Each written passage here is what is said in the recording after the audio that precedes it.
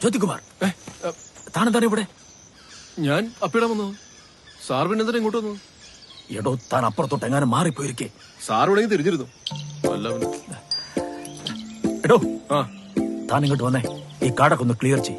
ആ പിന്നെ എന്താടോ? ജഡ്ജിക്ക് അപ്പിയുടെ സ്ഥലമൊരുക്കലല്ല പോലീസുകാരന്റെ പണി.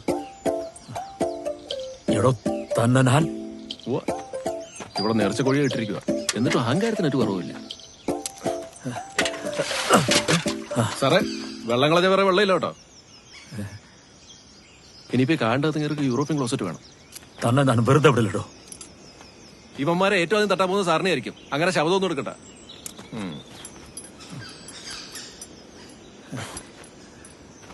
മാമ തോടാ പ്യാറ് തരാമോ, മാമ നീ അരികിൽ വരാമോ?